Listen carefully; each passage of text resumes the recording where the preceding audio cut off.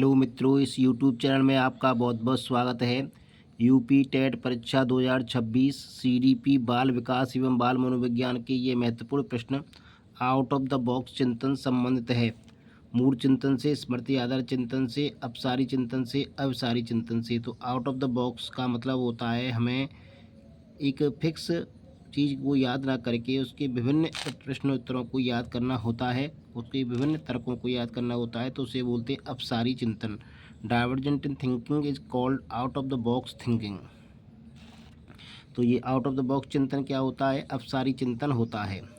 सतत एवं व्यापक मूल्यांकन के अंतर्गत विद्यार्थियों की किस क्षमता का सतत रूप से मूल्यांकन किया जाता है?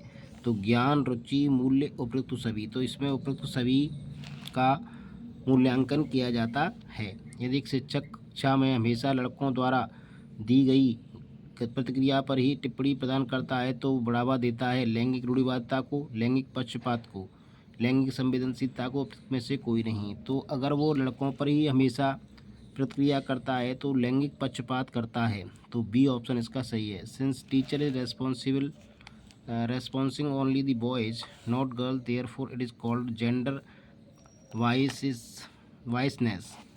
चरित्र का विकास होता है इच्छा शक्ति द्वारा, बर्ताव एवं व्यवहार द्वारा, नैतिकता द्वारा, उपयुक्त सभी के द्वारा। तो चरित्र का विकास उपयुक्त सभी के द्वारा होता है।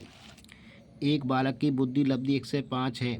टर्मन के वर्गीकरण के अनुसार आप उसे किस वर्ग में रखेंगे?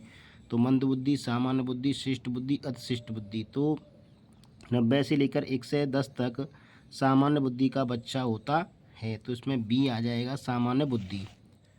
कक्षा में लैंगिक समानता को बढ़ावा देने के लिए एक शिक्षक को क्या करना चाहिए? सभी लड़कियों के साथ समान व्यवहार करना चाहिए, सभी लड़कों के साथ समान व्यवहार चाहिए, लड़के एवं लड़कियों के साथ समान व्यवहार करना चाहिए। तो सी ऑप्शन सही है, सभी लड़के एवं लड़कियों के साथ समान व्यवहार करना चाहिए अगर लैंगिक समानता उसे बनाए रखनी है। एक बच्चा विषय वस्तु की जानकारी प्राप्त करने के लिए स्वयं से अध्ययन करता है, यह उदाहरण है आंतरिक अप्रेरणा का। किसका उदाहरण है? आंतरिक अप्रेरणा का। अप्रेरणा का प्रत्याशा सिद्धांत किसके द्वारा प्रतिपादित किया गया?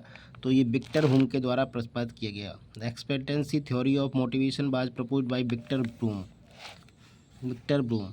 बालकों के सामाजिक विकास को प्रभावित करने के वाले तत्व हैं आर्थिक तत्व, वंशानुगत तत्व, शारीरिक तत्व, सामाजिक परिवेश जन तत्व।